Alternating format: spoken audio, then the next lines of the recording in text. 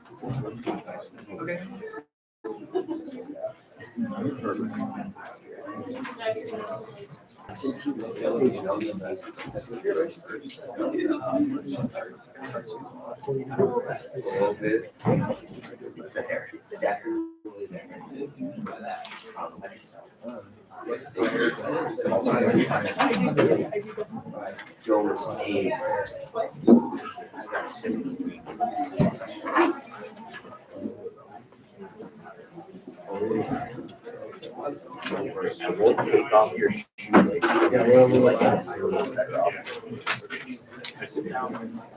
Walk around.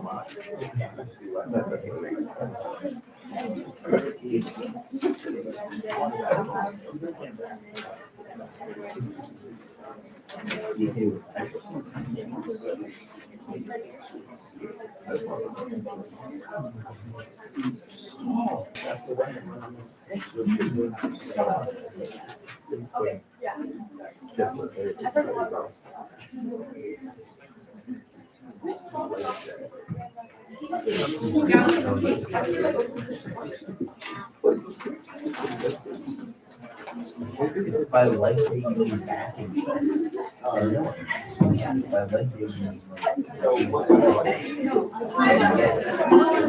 By likely you mean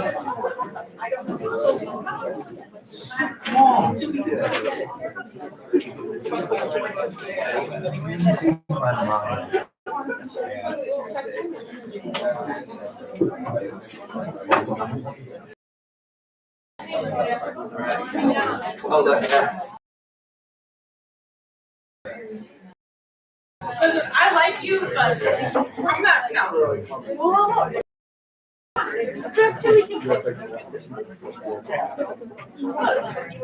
I got them both.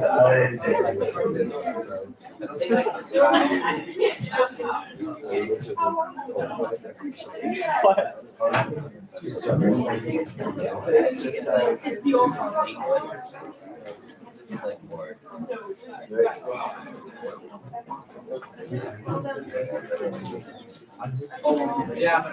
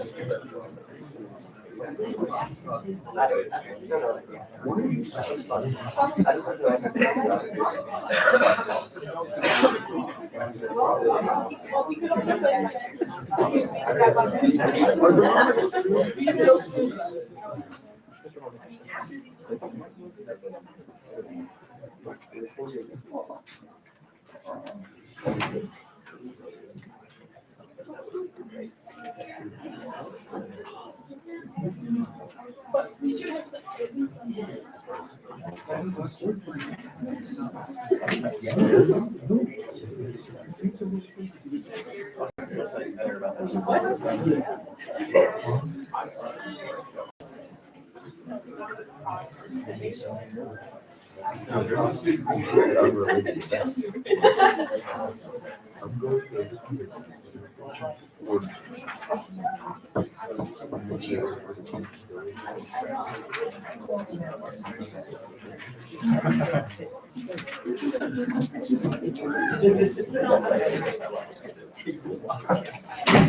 welcome to our oration. Our presenter, Tobias, I'll use the German pronunciation. Tobias Propst is speaking to us on the concept of authenticity and its roots in a kind of deeper philosophical sense in the works of Martin Heidegger and Hannah Arendt. They are both authors of such a caliber that they could be in our program. Heidegger does sometimes sneak in there, but not always. But they're not easy to read. And Tobias has read them and digested the work, many of their works on his own. Very impressive. That research.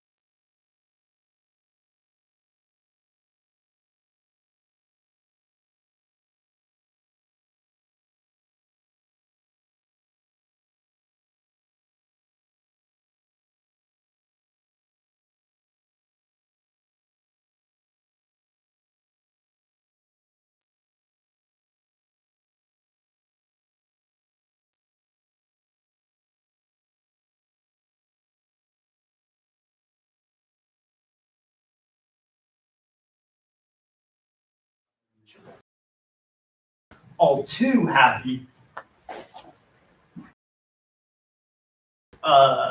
become your best self for the low price of $80 for some lackluster therapy and a couple of YouTube videos. Now, while it is easy to see the irony in being sold your secret inner self at an exorbitant rate, this nonetheless illustrates just how important being authentic is in modern day America. From thy own self be true to the recommendations of our current day pop psychologists, we are urged constantly to look within for our inner selves. Writers, politicians, companies all ornament themselves with this language of authenticity, so much so that it seems something ubiquitous, unquestionable, even sacred. Indeed, it's hard to think of a time when this was not the case, when people were not fine being their best selves, when they were fine merely being human. So for better or worse, we live in a time where authenticity matters to us. Not only in our culture, but in other cultures as well. And with its prominence within our society, with it being the ultimate aim in life for many people, it is perhaps more crucial now to question just what this authenticity thing is all about in the first place. And with this question, many others are bound with it. Questions like, why is authenticity about looking inward rather than out? Why is authenticity about self-discovery rather than the discovery of something higher than the self, like God? Who gave us these ideas about authenticity? What does authenticity rely on? Questioning is the piety of thought. This is a quote from Martin Heidegger, a philosopher who thought of authenticity in a very different way from how we currently do. And if I'm to take his advice and try to do an act of piety towards the subject of my oration, then it would seem that questioning the very roots of authenticity would be a good place to start. And by questioning the roots of authenticity, perhaps envision a better way of seeing authenticity, of being ourselves. Now, to show you the magnitude of this task, and just how many of us are ill-equipped to handle it, certainly I am, let me give you some of the qualifications that someone who would question the very roots of authenticity would need to have. Not only would it take years of study, an entire archaeology of authenticity at your fingertips, dating back to the very origins of the word and the values that predate even that, but this person needs to be a philosopher as well. Someone who can tell us why we value authenticity in the first place. And more than any of that, this person would need to have that rare genius to question the very things that our society holds as most sacred. Now, I am obviously not this person, but luckily for me, there are two people who I can quote from and who are the people that I base my oration on, who are uniquely positioned in this way.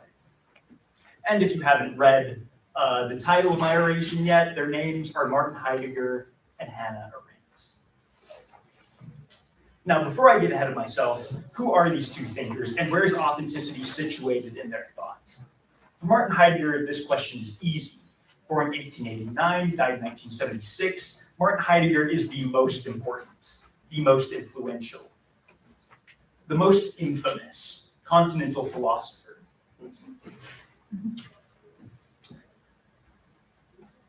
And during this long and prolific career he had, authenticity was often at the center of it. In his first work alone, Being in Time, the word shows up 527 times. That averages out to be about 3 times a page, and of course was the subject of many of his other works as well. Heidegger was fond of quoting the philosopher Henry Bergson when he said that what a philosopher does is something simple, something infinitely and extraordinarily simple that he has never succeeded in saying it. For him, that was thinking. Or in the words of Martin Heidegger,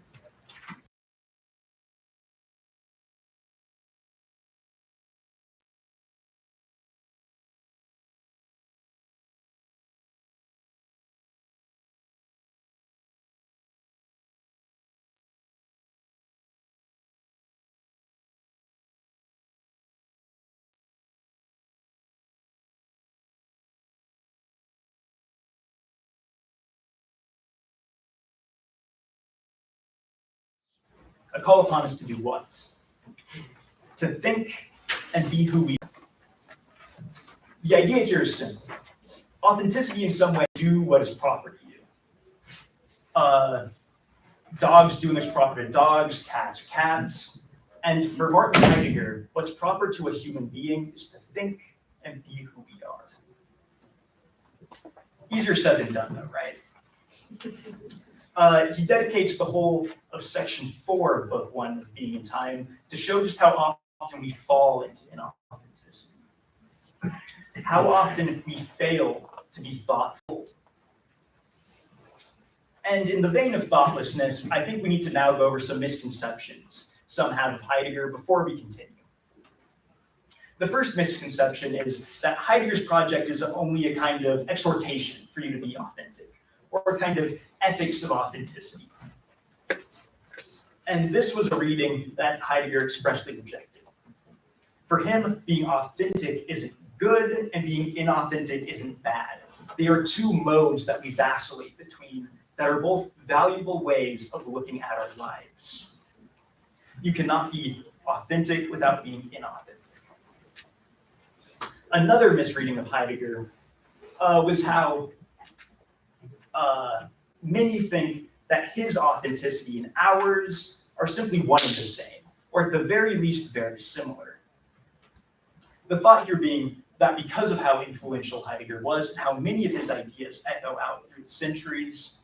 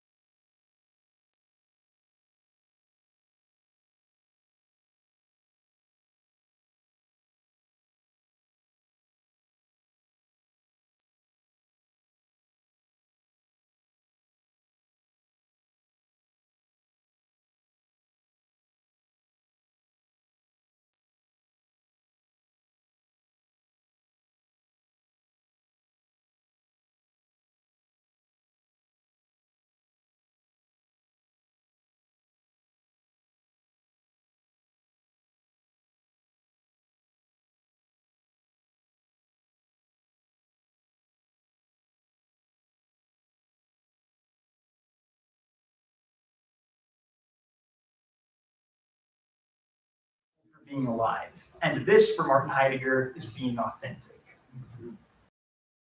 Wait a week or two later, and he's back to being a mechanic again. So, in this case, the bearing of authenticity isn't just on the person, and it's not only personal, but there is another dimension to it as well. Heidegger formulates authenticity not as a personal self-help method or as a kind of existential heroism, but as a social force. One with a clear beginning and end, one which Heidegger thinks is as necessary to living in the 20th and 21st centuries as it is likely to be misunderstood. Heidegger thinks that there's a certain 20th century anxiety that comes from the question of who am I? This question can be answered easily in the past. Your church tells you you're a son of God. Your society tells you you're a peasant, you're a noble. Your nation tells you you're an American, you're a German. However, Heidegger looks around him in the 20th century and sees that these answers to the question of who am I have started to wane. They no longer have the power that they used to. And where a philosopher like Nietzsche sees this as a great opportunity for you to finally become who you are and answer the question of who am I for yourself, Heidegger takes the more approach and sees that so many around him cannot do this, that they decide simply to let others choose who they are for them. And it is this that Heidegger thinks authenticity leads to combat. Once you see yourself as no one or simply anyone, others can take advantage of that. This is when ideology comes in. And in seeing an existential state beyond yourself, in being able to see outside your cultural milieu, or what your society indoctrinates in you, if but for a glimpse, is important and should inform how you live.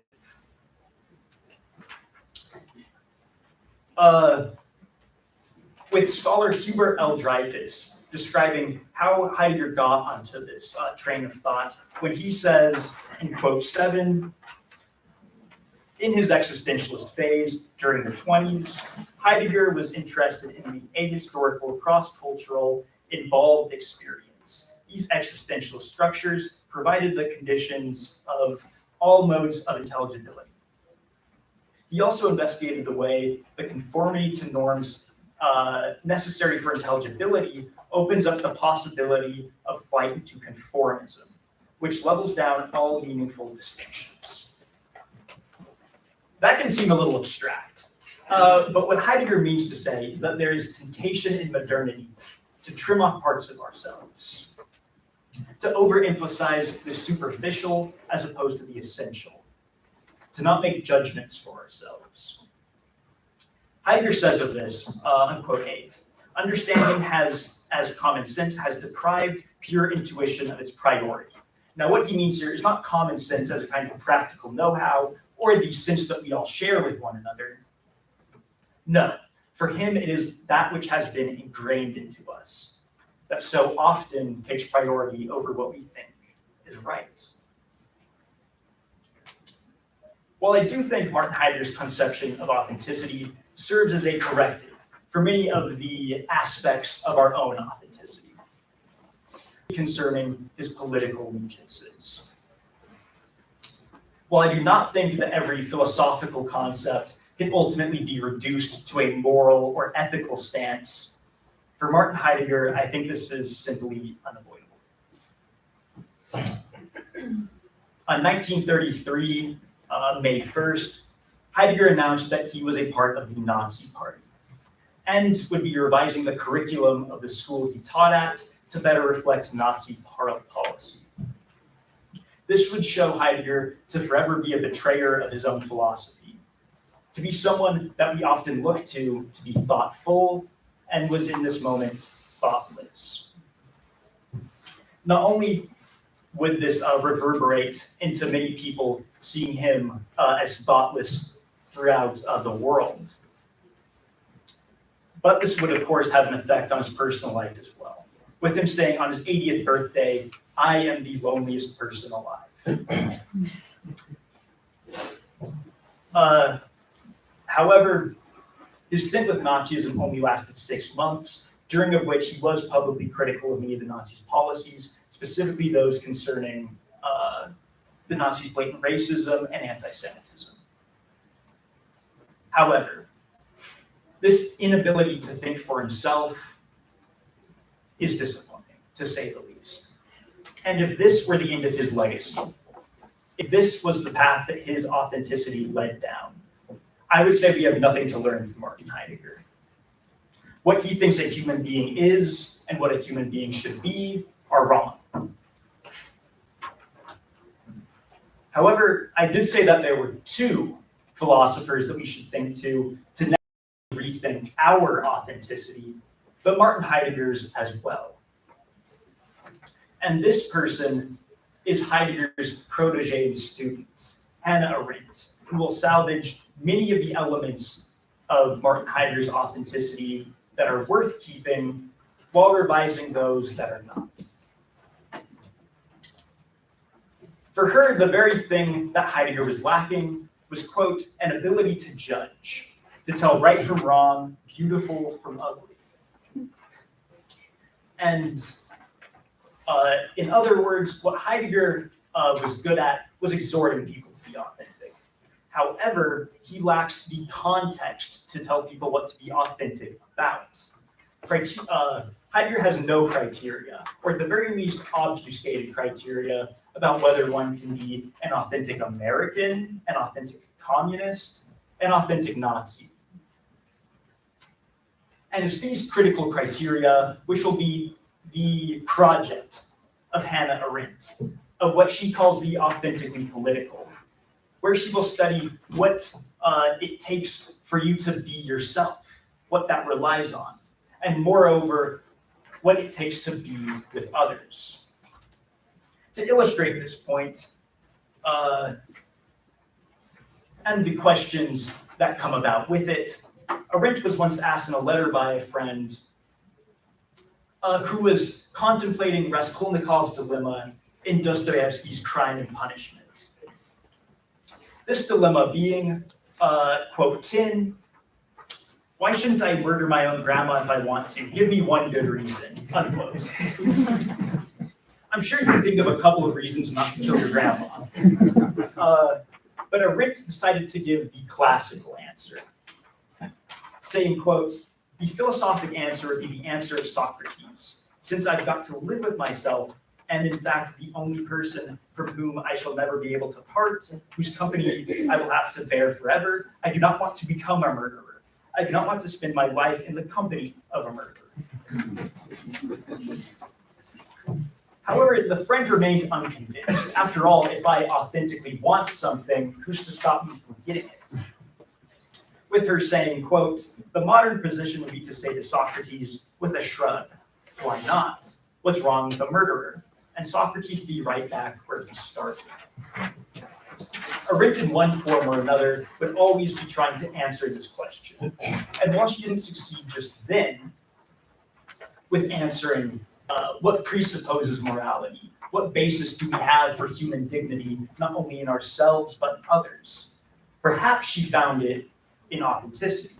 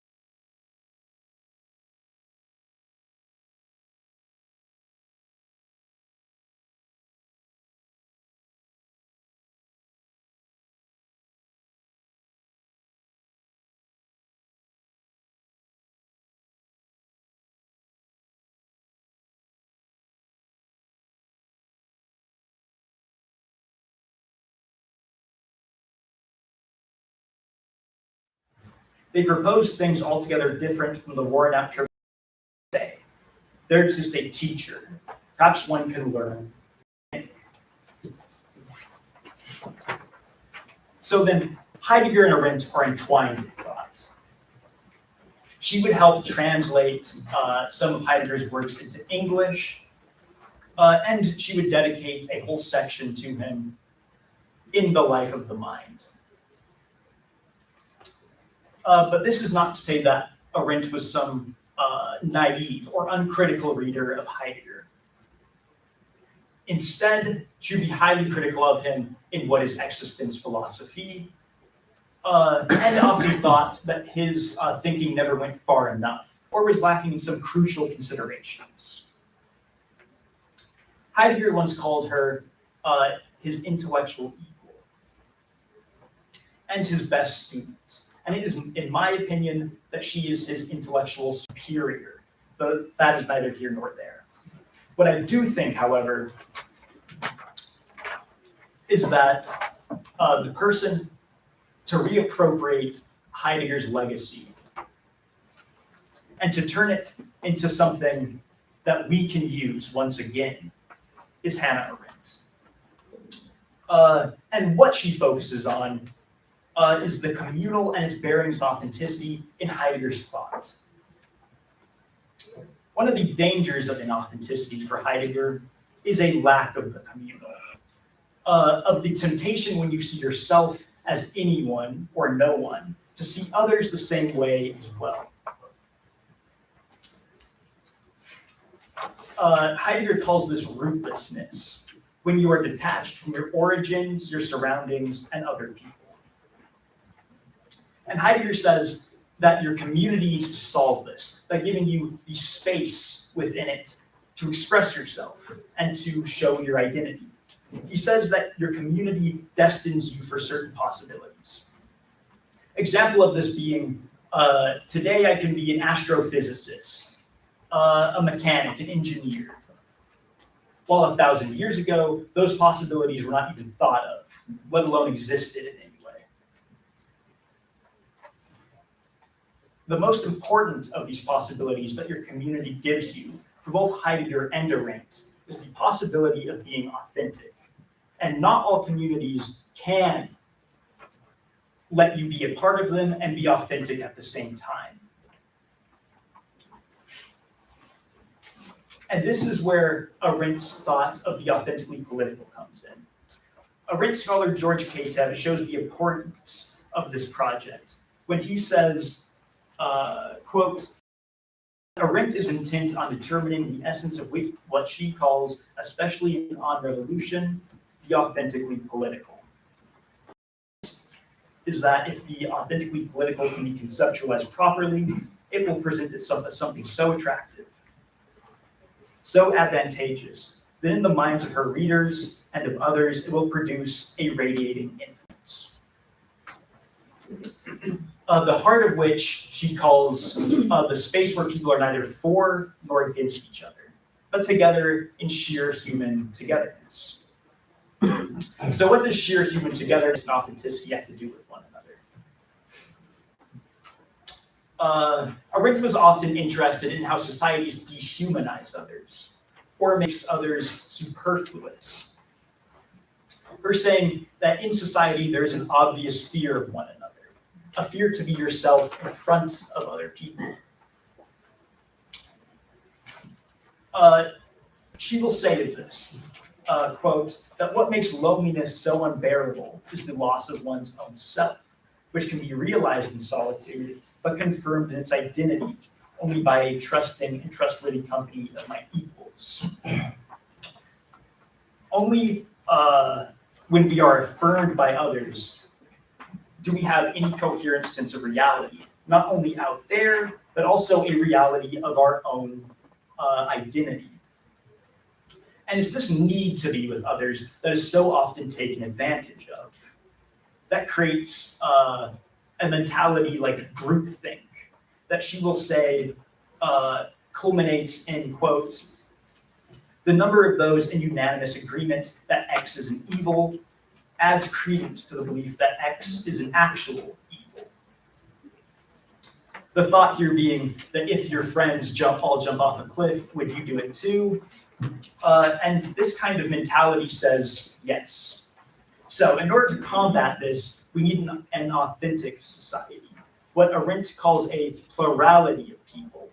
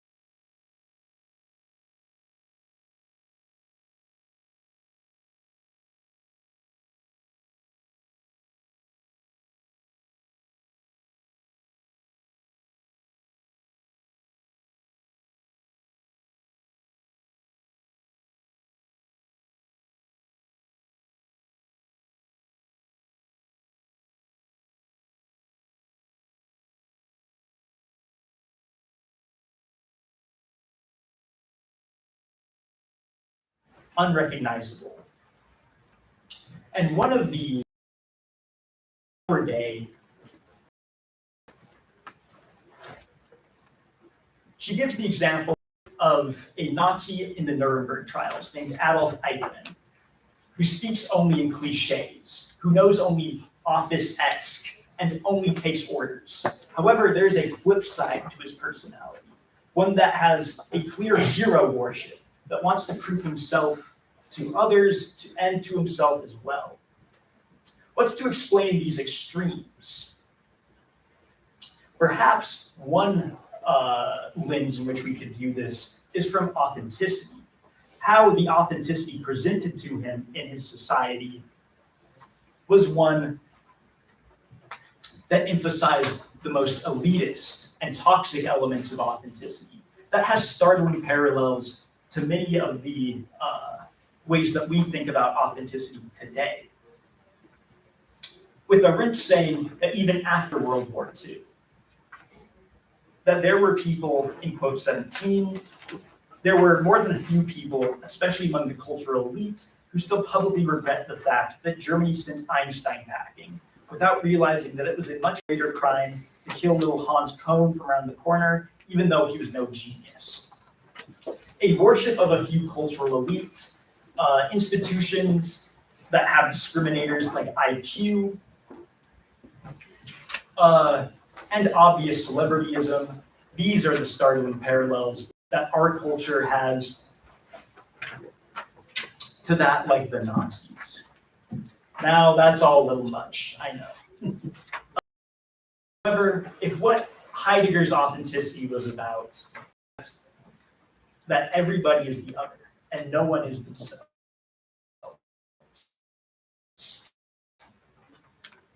and lamenting the fact that we spend so much of our time as anyone or no one, then Arendt says that it is his fault that he did not extend this logic unto others. That so often what we take to be authentic is precisely its opposite. And it's here that Heidegger should be a testament to how often we can dilute ourselves into thinking that we're being authentic when we're so obviously not. What I've been attempting to describe is what forces Martin Heidegger and Arendt think are behind authenticity. how these so often come into contrast with how we think about authenticity today. And it has not been my intention to lambast how we think about authenticity today. It has done real good for real people, and I'm the first to admit that. However, if our authenticity only has a focus on the individual, only on one's obligation to oneself, then it risks devolving into solipsism if it is not tempered with one's obligation one has to other people. It has also not been my intention to defy Heidegger or to Heideggerize Arendt. They are their own people with their own thoughts. And while they are substantial in each other's works and both learned and grew from one another, they are individuals. What I do mean to suggest is that both of them point us to a new way of thinking about authenticity, one that is now more crucial than ever. That the new task of authenticity is no longer to thy own self be true, but to be true unto others. Thank you.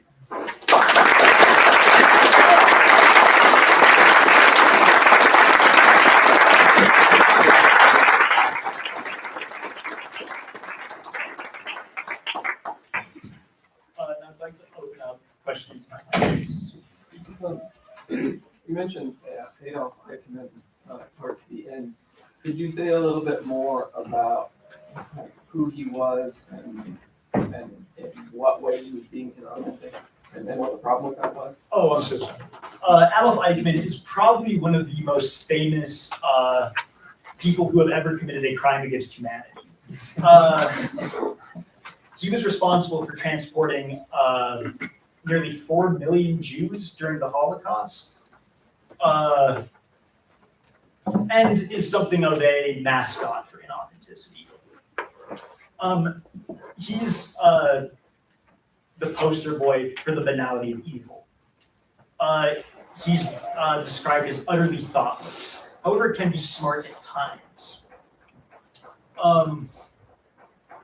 And I think Arendt is suggesting that it is his misconception about authenticity, what it means to be a human being and to be oneself, that led him, or at least was a force behind him being so thoughtless and being so careless with others' lives. Does that answer your question? Somewhat. Is it like he was kind of just following orders and conforming to the Nazi ideology? Like his problem is the idea that his problem wasn't that he was some sort of like wicked, vicious person, that he just did horrible things by not thinking very much about what he was doing? Yeah, that is the case. And she says that Eichmann was no Iago, no Richard III. He was no villain. However, he was informed by some of the Nazis' hero worship, for example, and other pillars of their authenticity, quote unquote. Like he was told by Himmler that he would be a hero, one who would not have his name in the history books, but one who is a mass murderer who would save millions, that kind of hero. So, if Eichmann had risen to being authentic, what might that have looked like?